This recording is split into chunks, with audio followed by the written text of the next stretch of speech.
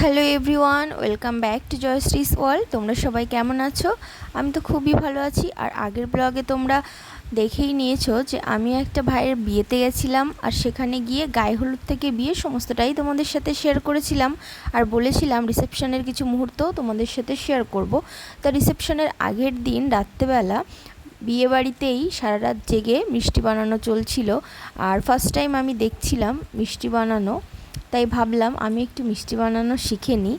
তো মিষ্টিটা বানাচ্ছিল আমারই পিসতুতো বোন আর তার হাজবেন্ড, মানে আমার দিদি আর জিজু। ওদের মিষ্টির দোকান আছে, আর আমার এই ভাইটার রিসেপশনের যত মিষ্টির অর্ডার সব ওদের দোকান থেকেই হয়েছে। সেই জন্য ওরা ডিসাইড করেছিল যে বাড়িতে বসেই মিষ্টি বানানো হবে। আর এই সুযোগে আমিও ভেবেছিলাম যে মিষ্টি বানানো শিখে নেওয়া যাক।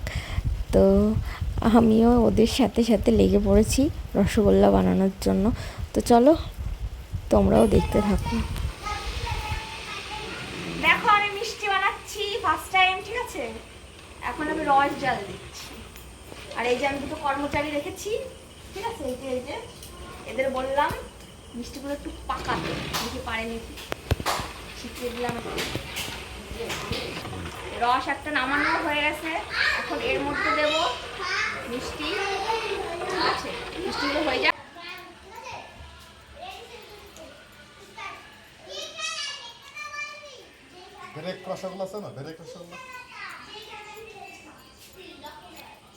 যদি কারোর মিষ্টির অর্ডার দিতে হয় তাহলে এই যে এদের সাথে কন্ট্যাক্ট করো, ঠিক আছে? আমি নাম্বার দিয়ে দেবো।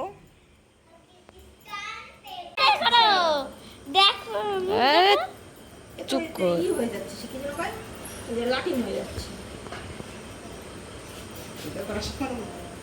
এই যে মিষ্টি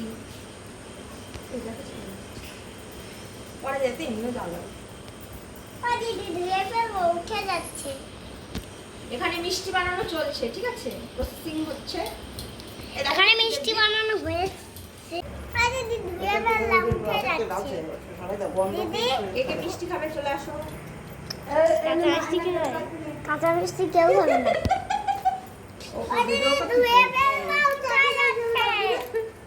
উঠে যাচ্ছে। আমার সেই ধুয়ে ফেলো। হ্যাঁ ধুয়ে ফেলো।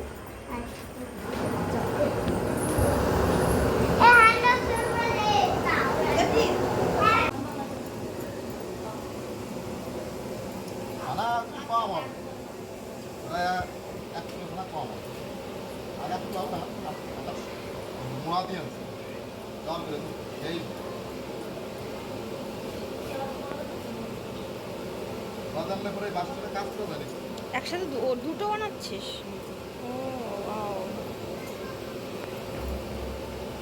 একসাথে দুটো বানাচ্ছি। আমি লাড্ডু বানাতে দেখছি একসাথে দুটো এরকম। কিটা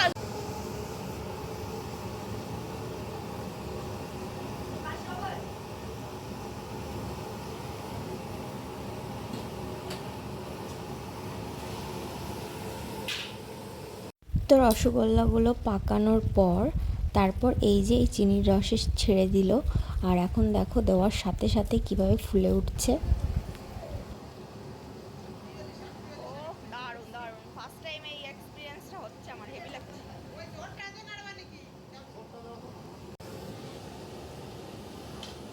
তো রসগোল্লা তো আমি বাড়িতে এর আগেও অনেকবার বানিয়েছি টুকটাক। তো প্রথমবার তো একেবারেই ভালো হয়নি। তো তারপর অনেকবার ইউটিউব দেখে দেখে নানান ভিডিও দেখে চেষ্টা করেছি, ঠিকঠাক হয়েছে। তবে যতই বানাই না কেন একটা প্রফেশনাল হাতের কাজ আর নিজে কেরামতি করে বানানো একটু আলাদাই হয়। তো এদের যেহেতু মিষ্টির দোকান, এদের অনেকটা এক্সপিরিয়েন্স, তাই জন্য ছোটো ছোটো জিনিসগুলো দেখছিলাম আর শিখছিলাম। দেখো দেখতে দেখতে মিষ্টি বানানো হয়েও গেল। তো এইভাবে অনেকবার ধাপে ধাপে মিষ্টিগুলো বানানো হয়েছিল। আর আমরা কিন্তু সবাই গরম গরম রসগোল্লা টেস্টও করে দেখেছিলাম, খুবই সফট হয়েছিল খেতে, ভীষণই ভালো। আর গরম রসগোল্লা অনেকেরই ভালো লাগে আমি জানি, আমারও বেশ ভালো লাগে।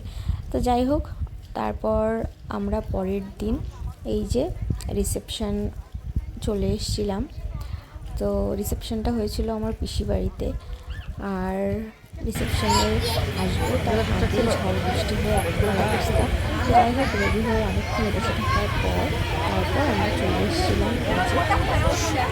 এসেও দেখছি খুব সুন্দর ডেকোরেশন করেছে। এখানে ভাইয়ের বউ সব খুবই সুন্দর লাগছিল ওদের দেখতে। আর বেশ কম্বিনেশন করে ওরা দুজনে ড্রেস আপ করেছে, খুবই ভালো লাগছিল। আর এখানে দেখো আমার মা আর মায়ের কাকি শাশুড়ি, ঠিক আছে, মানে শাশুড়ি বৌমা একসাথে ফটো তুলছিল, মানে আমি তুলে দিচ্ছিলাম, বাট বাবা একটু অন্য জায়গায় ছিল, সেজন্য বাবাকে খুঁজে পাচ্ছিলাম না, তাই বাবার ছবি তোলা এখানে হয়নি। তো যাই হোক এইভাবে বিয়েবাড়ি অনেকটা আনন্দ মজা করার পর অনেকটা টাইম পরে আমরা খেতে গেছিলাম।